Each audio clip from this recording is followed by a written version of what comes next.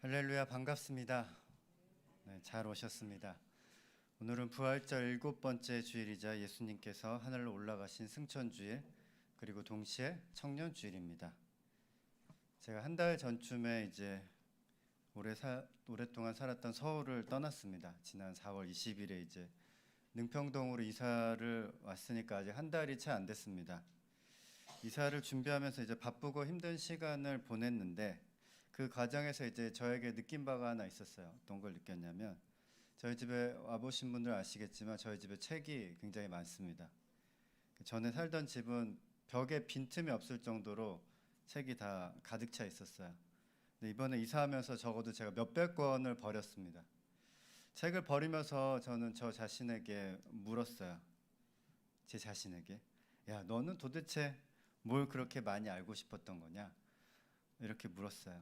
집안에 가득 책을 쌓아놓고 그 오랜 시간 동안 그것들을 읽어가며 무엇을 그렇게 알고 싶었던 걸까요? 아마도 제 생각에는 더 많이 알면 더 잘 살 수 있다고 그렇게 여겼던 것 같습니다. 그런데 오늘 본문에 등장하는 제자들의 모습이 딱 그러했습니다. 오늘 본문에는 제자들이 예수님과 작별하는 장면이 나옵니다. 부활하신 예수님과 40일 함께 보낸 제자들은 이제 예수님께서 떠나시려는 찰나에 마지막 질문을 던집니다. 이 질문은 제자들이 가장 알고 싶어 했던 것이 무엇인지 적나라하게 보여줍니다. 어떤 질문을 했냐면, 본문에 나왔다시피 예수님께서 이스라엘 나라를 회복하실 때가 바로 지금입니까? 이렇게 물어봤습니다. 당시 이스라엘은 로마의 압제 아래에 있었습니다. 그들에게 회복이란 로마 군대를 몰아내고 다윗 시대의 영광을 되찾는 정치적인 해방이었습니다. 우리는 그들의 마음을 충분히 이해할 수 있죠. 왜냐하면 우리도 일제강점기에 주권을 잃고 탄압을 받았던 그런 아픈 역사가 있기 때문입니다. 독립을 소망하면서 대한독립 만세를 외쳤던 우리 선조들의 뜨거운 마음을 잘 알기에 2000년 전 유대인들의 그 갈망도 남일 같지가 않습니다. 그들은 예수님이 독립의 결정적인 역할을 해주길 바랐고 그 정확한 타이밍을 알고 싶어 했습니다. 정보를 알면 미래를 설계할 수 있고 더 잘 살 수 있다고 믿었기 때문입니다. 제자들의 질문에 대한 예수님의 답변은 좀 의외였습니다. 어떠셨나요? 좀 차갑지 않았나요? 그래도 이제 제자들이 얼마나 궁금했을까 생각하셨다면 좀 공감을 해 주실 수도 있잖아요. 근데 단칼에 끊어버리셨습니다. 그때는 아버지께서 정하시는 것입니다. 따라서 여러분이 그것에 대해서 알 바가 아닙니다.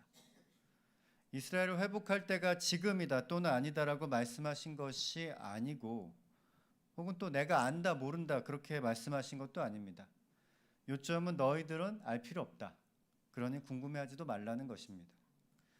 그러나 예수님은 여기서 멈추지 않고 8절에서 위대한 반전을 선포하십니다. 우리 성경에는 오직이라는 말로 되어 있지만, 오직 성령이 너에게 임하시면 이렇게 되어 있지만, 원어의 의미를 살리면 그러나로 번역하는 것이 더 좋습니다. 여기서 오직으로 번역된 말은 역접 접속사입니다. 즉 앞의 말이 부정적이었다면 긍정이었다면 부정의 의미를 지닌 내용을 쓸 때 쓰는 단어입니다. 그래서 오직이라는 말보다는 그러나로 번역하는 것이 더 좋습니다. 원어에 충실하게 번역하면 이렇습니다. 그러나 여러분은 능력을 받을 것입니다. 성령이 여러분에게 오면 말이죠. 다시 잘 풀어서 예수님의 답변 전체를 말하면 이렇습니다. 이스라엘이 회복되는 시기는 하나님께서 정하시는 것입니다. 여러분이 알 것 없습니다. 그러나 여러분은 능력을 받을 것입니다. 성령이 여러분에게 올 거거든요. 그러면 여러분은 나의 증인이 될 것입니다. 예루살렘과 온 유대와 사마리아와 땅끝까지 이르게 될 것입니다.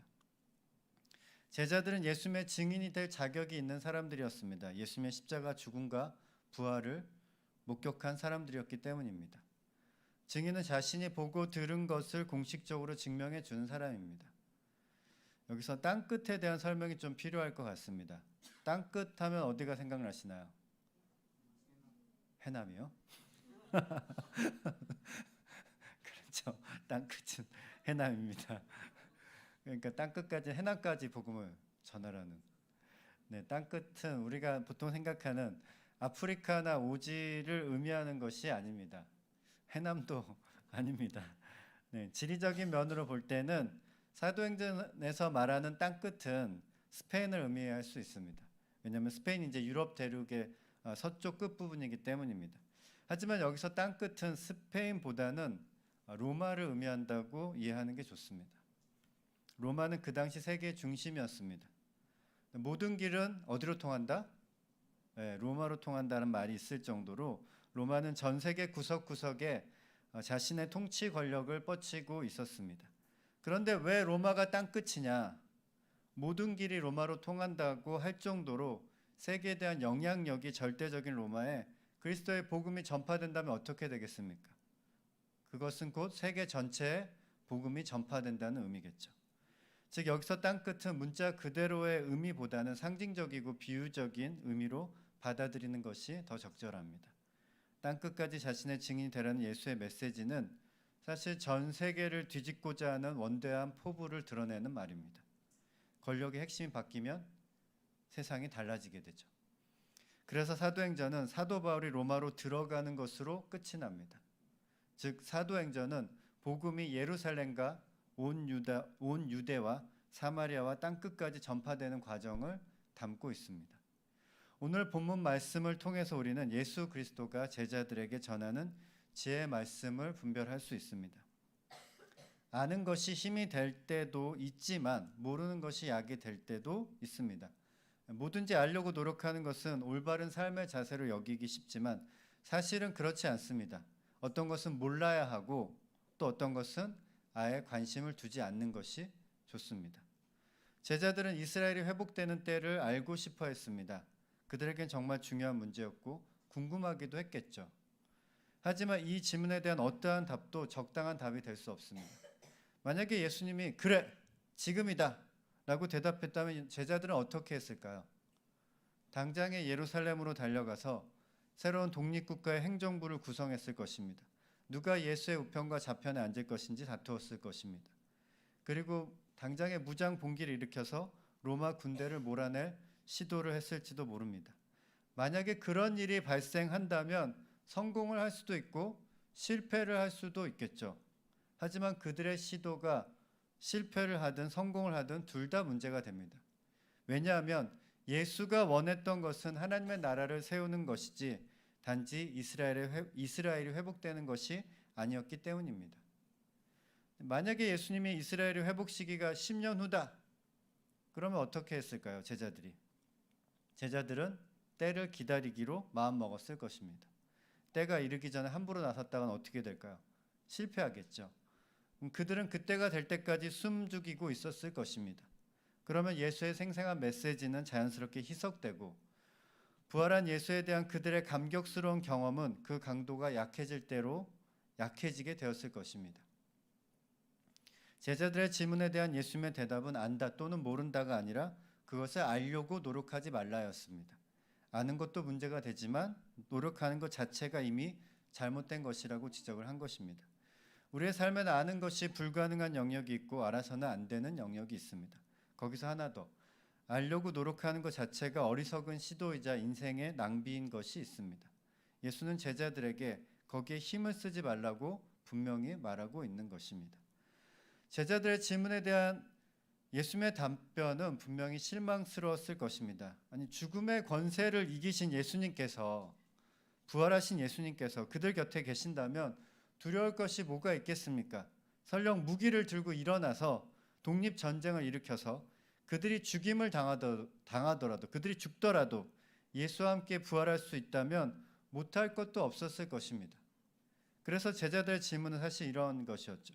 예수님 지금이 맞죠? 지금 우리가 이스라엘의 주권을 회복해야 할 때인 것이 지금이 맞죠? 예수님의 대답은 알 필요 없다. 알려고 노력하지 말라였습니다.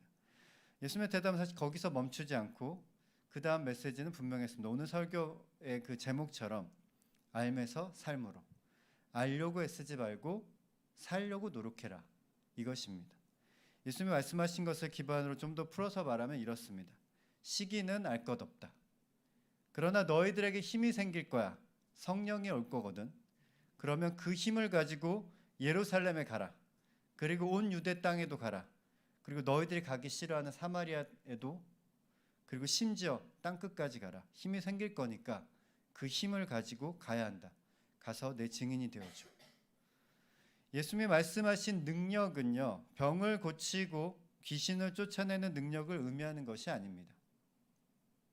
영화 속 영웅들처럼 막 하늘을 날아다니고 막 괴력을 발휘하고 시간을 되돌리는 슈퍼파워를 말하는 것이 아닙니다. 물론 제자들 중에는 병을 고치고 귀신을 쫓아내는 능력을 받은 사람도 있었습니다. 하지만 그것은 능력의 한 부분일 뿐입니다. 여기서 능력은 힘이고 에너지입니다. 무언가를 할 수 있는 힘이 생기고 에너지가 모일 것이라는 말입니다. 우리가 저녁이 되면 좀 에너지가 빠지죠. 근데 자고 일어나서 아침이 되면 어떠신가요? 에너지가 좀 생깁니다. 그런 것처럼 에너지가 생길 것이라는 말입니다. 그런데 이와 같은 일상적인 에너지가 아니라 더 강력한 에너지가 성령으로부터 주어질 것이라고 말씀하셨습니다. 능력이라는 것은 중립적인 것입니다. 하늘을 나는 능력이 있다면 좋겠죠. 어떠실까요? 재밌을까요? 근데 그 능력 자체는 선도 아니고 악도 아닙니다. 하늘을 나는 능력을 사람을 구하는 데 쓴다면 선이겠죠. 그러나 도둑질하는 데 쓸 수도 있습니다. 그러면 그것은 악일 것입니다. 그와 같이 성령이 주시는 능력도 그 능력을 받는 사람이 어떻게 쓰느냐에 따라서 선한 능력이 될 수도 있고 악한 능력이 될 수도 있습니다. 강한 힘이 생기면, 여러분에게 강한 힘이 생긴다면 어디다 써야 할까요? 바로 하나님의 뜻을 따르는 데 써야 합니다. 제가 반복해서 말하지만 하나님의 뜻은 진짜 너무 쉬워요. 예수님이 우리에게 보여주신 삶의 방법은 알기 어려운 것이 아닙니다. 너희는 서로 사랑하라. 그래서 예수님은 제자들에게 자신의 증인이 되라고 말씀하신 것입니다. 즉 예수가 사람들을 사랑하되 끝까지 사랑한 것 같이 제자들도 그들에게 임할 능력을 가지고 그와 같이 사랑함으로써 예수 그리스도의 증인이 되라고 한 것입니다. 제자들이 예수와 같이 사랑하는 삶을 살기 위해서는 사실 강력한 힘이 필요했습니다. 왜냐하면 그들에게는 두려움이 있었기 때문입니다. 예수도 사람들을 사랑하다가 십자가 죽음을 당했습니다. 그런데 제자들도 그와 같은 상황에 내몰릴 위험이 있었습니다. 오순절에 성령이 임했을 때 제자들에게 일어났던 커다란 변화는 뭐냐면 그들이 두려움을 극복했다는 것입니다. 해코지를 당할까 봐 숨어 지내고 있었는데 성령이 임한 후에는 공적인 장소에 당당히 나와서 예수 그리스도를 전하며 예수가 살았던 삶, 즉 사랑하는 삶을 몸소 실천했습니다. 능력이 생기면 또 해야 할 일이 있습니다. 바로 경계를 넘는 것입니다. 예수님은 제자들에게 예루살렘과 온 유대와 사마리아와 땅끝까지 증인이 되라고 말씀하셨습니다. 예루살렘은 자신들이 사랑한 장소이고요. 온 유대는 그들에게 친숙한 공간이었습니다. 물론 예루살렘과 온 유대에 다니면서 예수의 사랑을 전하는 것도 에너지가 드는 일입니다. 그러나 그 다음이 정말로 큰 에너지가 듭니다. 어디냐면 사마리아. 사마리아는 유대인들이 혐오하는 곳입니다. 유대인들이 어찌나 사마리아를 싫어하는지 그 땅을 지나가는 것조차 꺼려했습니다. 사마리아 사람들에게는 말도 걸지 않았습니다. 자신이 미워하는 사람을 사랑하는데 에너지가 엄청 많이 들죠. 자신이 미워하는 사람을 사랑하도록 노력을 해본 적 있으십니까? 정말 큰 힘이 듭니다. 그런데 그것보다 더 많은 에너지가 드는 일이 있어요. 내가 미워하는 사람을 사랑하는 게 에너지가 많이 들죠. 그런데 그것보다 더 많은 에너지가 드는 건 나를 미워하는 사람을 사랑하는 것. 그것이 더 많은 에너지가 듭니다. 사마리아보다 더 가기 싫고 더 힘든 곳이 땅끝, 바로 로마입니다. 로마는 이스라엘을 자신의 식민지로 삼고 유대인들을 핍박하며 압제하며 살고 있었습니다. 자신을 괴롭히는 사람들을 사랑한다는 것은 보통 사람이 할 수 있는 일이 아닙니다. 그러나 예수님은 성령이 오셔서 제자들에게 능력이 생긴다면 그 힘을 가지고 사마리아를 넘어 로마까지 가라고 말씀하고 계신 것입니다. 자신이 미워하는 사람도 사랑하고 자신을 미워하는 사람도 사랑하라고 말씀하신 것입니다. 사마리아 땅으로 들어가는 것 자체가 사랑입니다. 유대인들을 압제하고 2등 국민 취급하는 로마에 찾아가는 것 자체가 사랑입니다. 엄청난 에너지가 필요한 일입니다. 예수님께서는 성령이 임했을 때 제자들이 받을 그 힘을 바로 이런 곳에 투입하라고 명령하고 계신 것입니다. 사랑하는 성화교회 성도 여러분, 특별히 오늘 청년주일에 함께 하고 있는 청년 여러분, 우리의 삶은 늘 불안합니다. 언제쯤 내 인생의 이스라엘이 회복될까? 언제쯤 안정된 직장에 들어가고, 언제쯤 내 집을 마련하고, 언제쯤 연애와 결혼을 하고 아이가 생길까? 언제 건강해지고 언제 성공할까? 도대체 나에 대한 하나님의 뜻이 뭘까? 궁금하죠. 저 역시 수천 권의 책을 쌓아두고 그 답을 찾아 헤맸던 사람입니다. 그런데 이런 걸 물어보면, 기도할 때 이런 거 물어볼 수 있잖아요. 아무거나 다 물어볼 수 있잖아요. 하나님이 대답을 해주실 수도 있고 안 해주실 수도 있을 거예요. 근데 예수님이라면 이런 질문에 뭐라고 대답하실까요? 언제입니까 과연? 라고 물어본다면 어떻게 대답하실까요? 오늘 본문이 힌트가 될 것 같습니다. 뭐라고 하실까요? 알 것 없다. 알려고 노력하지 마라. 이렇게 대답하실 것입니다. 그러나 예수님의 대답은 거기서 끝이 아닙니다. 그러나가 있습니다. 그러나 우리는 능력을 받을 것입니다. 성령님 주시는 능력을 받을 텐데, 예수 그리스도의 메시지는 분명합니다. 그때를 알려고 하지 말고 능력을 받아서 오늘을 사랑하며 살아라 입니다. 오늘 말씀을 통해 저는 저의 문제점을 몇 가지 찾아볼 수 있었습니다. 일단 저는 제가 가지고 있는 힘을 지나치게 지식을 얻는 데 사용했다는 것이 저의 첫 번째 문제입니다. 그렇게까지 알려고 아등바등 노력할 필요가 있었을까? 뭘 얼마나 알려고도 애를 썼을까? 제자들이 그들에게 독이 되는 정보를 원했던 것처럼 나도 오히려 나에게 세상 그 해가 되는 지식을 얻으려고 한 부분은 없었을까 생각해 보게 되었습니다. 분명 그런 부분도 있었을 것 같습니다.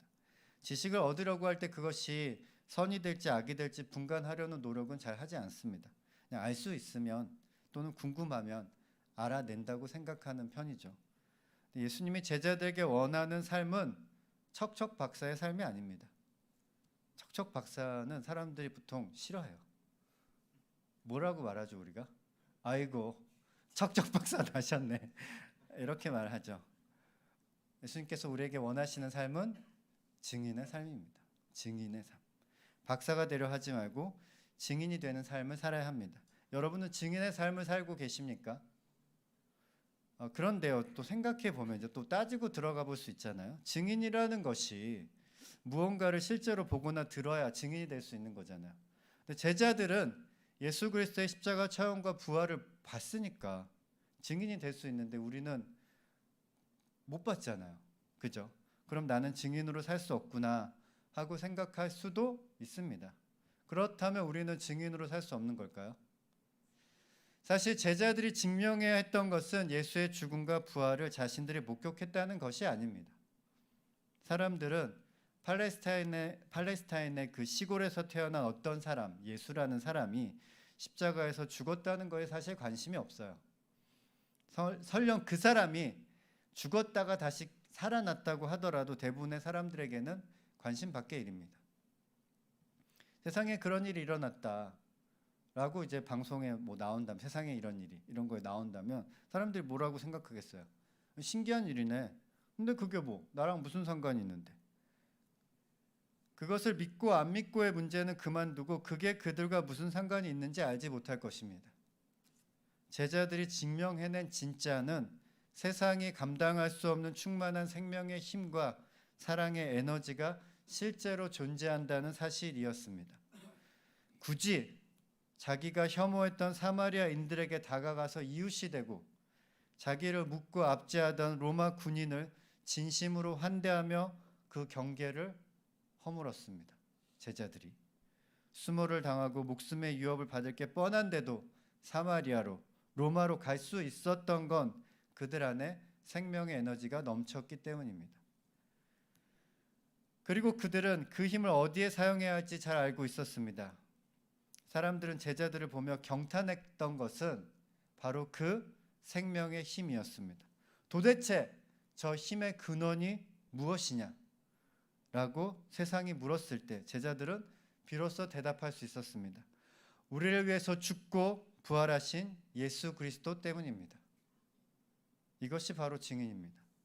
사람들은 보통 자신에게 익숙한 또는 자신이 감당할 수 있는 정도라고 생각하는 경계를 이렇게 그어놓고 살아갑니다. 보통은 그래요. 그 경계 안에서 살아가고 그 경계를 넘는 것을 꺼려합니다. 가끔 제 아내가 어디 가자고 이렇게 얘기를 해요. 오로라 보러 가고 싶다 이래요. 그럼 제가 뭐라고 말할까요? 가자고 그럽니까? 어떨 것 같아요? 추운데 거길 왜 가? 이렇게 말합니다. 또 이렇게 막 유튜브 같은 거 보면 산티아고 순례길 건 사람 나오잖아요. 그럼 저기 같이 가자 그럼 저는 뭐라고 할 것 같아요? 더운데 뭐 하려고 가? 거기 숙소에는 빈대도 많다던데 이렇게 말합니다. 제 말도 일리가 있죠? 아니요, 일리가 없어요. 답답한 양반이에요. 사람들은 자신이 정해놓은 경계를 벗어나는 것을 두려워합니다. 저는 공간에 대한 이야기를 했지만 많은 현대인들이 자기 자신이라는 협소한 경계를 그어놓고 그 밖으로 나가는 것을 두려워합니다. 온 유대와 사마리아 땅끝까지 가야 하는데 예루살렘으로도 못 갑니다. 같은 반, 같은 회사, 같은 교회에 다니는 사람들에게 다가서지도 않고 말도 걸지 않습니다. 한창 연애하고 싶은 나이에 있는 청년들이 이성에게 관심을 두지 않고 자기 취미에 빠져 사는 경우도 많습니다. 나 혼자 살기도 버거운데 어떻게 타인에게 다가갈 수 있냐고 생각합니다. 또 어떤 분은 저한테 이렇게 물어보실 수도 있을 것 같아요. 목사님, 제자들은 엄청난 성령의 능력을 받았으니까 땅끝까지 전진할 수 있었죠. 저희는 아니에요. 맞아요. 맞는 말씀입니다. 저도 아니에요. 저도 그런 능력을 못 받았습니다. 그런 능력을 받았다면 제가 여기 있겠어요? 아마 사도 바울이 로마에 들어갔던 것처럼 저는 아마 지금 뉴욕이나 워싱턴 DC에 있을지도 모릅니다. 제자들과 같은 대단한 능력을 받지는 못했다고 하더라도 우리도 가끔 예배 드릴 때 마음이 뜨거워지고 찬양을 부를 때 감동을 받기도 합니다. 기도할 때 뜨거운 눈물이 흐르기도 하고요. 성령이 주시는 생명의 힘이 생깁니다. 그 힘이 생기면 그 힘을 가지고 뭐 하실래요? 힘이 생기면 저는 뭐 했냐면 주로 책을 읽었습니다. 반성합니다. 여러분은 뭐 하실래요? 뭐 하실? 딱 생각나는 게 있습니까? 혼자 맛있는 거 먹으러 가지 마시고요. 경계를 넘어가십시오. 예루살렘으로 가십시오. 맛있는 거 먹으러 가는 거 좋죠. 요새는 또 쩝쩝 박사님들이 많이 생겼습니다. 쩝쩝 박사님 뭔지 아세요? 맛을 잘 아는 사람을 부르는 말입니다. 쩝쩝 박사님 좋죠. 쩝쩝 박사님 되면 좋은 겁니다. 나쁜 거 아닙니다. 하지만 예루살렘으로 가셔서 다른 사람과 같이 드십시오. 그런데 여전히 힘이 남아있다면 온 유대로, 사마리아로, 땅끝까지 가십시오. 하나님의 에너지를 채워주실 때 그 힘을 아까운 데 낭비하지 마시고 경계를 넘어서 사랑하는 데 쓰십시오. 오늘 설교 제목이 알면서 삶으로입니다. 우리는 많이 알려고 아등바등 하기보다 오늘 하루를 잘 살려고 노력해야 합니다. 그것이 바로 증인의 삶입니다. 우리는 예수를 말로써 알리는 삶이 아니라 내 안에 에너지를 나누어서 곁에 있는 사람을 살리는 삶을 살아야 합니다. 그런 생명의 힘으로 경계를 멋지게 넘어서는 여러분과 제가 되기를 우리 주 예수 그리스도의 이름으로 축원드립니다. 함께 기도하겠습니다.